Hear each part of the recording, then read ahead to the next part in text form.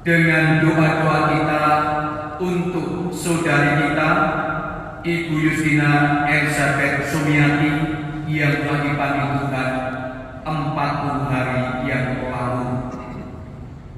Kita berdoa agar Allah yang Maha Rahim menyucikan, memurnikan saudari kita dari segala kekurangan, segala kelemahan dan dosa-dosanya, sebagaimana dahulu Allah juga memurnikan umat Israel sebelum mereka masuk tanah terjanji di Kanaan. Semoga Allah yang Maha Rahim mengampuni dosa-dosa saudari kita, sehingga saudari kita ini pun boleh masuk tanah terjanji di Yerusalem surgawi.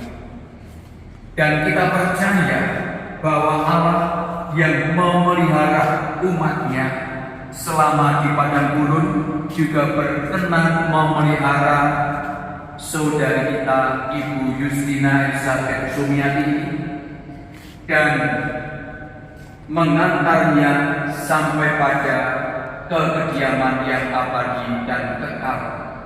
Dan juga kita mendoakan sanak keluarga, anak cucu, sanak saudara yang ditinggalkan, semoga Allah juga memelihara, melindungi dan menjaga mereka di dalam hidupnya sehari-hari.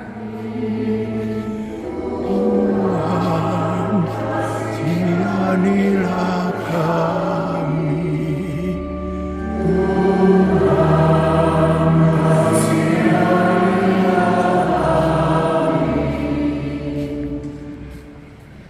Intensi atau tujuan utama dan pertama dalam Ekaristi Kudus ini, kita mengenang dan mendoakan Ibu Yustina Elizabeth Sumiati yang telah dipanggil Tuhan menghadap hadiratnya genap 40 hari yang lalu. Semoga berkat Ekaristi dan doa-doa kita pada pagi atau siang ini, Allah yang Maha Rahim mengampuni segala kekurangan dan dosa-dosanya, dan juga bagi anak-anak, cucu-cucu, sanak keluarga, sanak saudara yang ditinggalkannya, semoga selalu dilindungi, dijagai, dan diberkati Tuhan dalam hidup dan karya-karya setiap harinya. Atau mama tercinta, oma tercinta, yang telah diminta kembali oleh Allah menghadap hadiratnya 40 hari yang lalu. Dan saya mengambil bacaan-bacaan suci pada siang atau pagi hari ini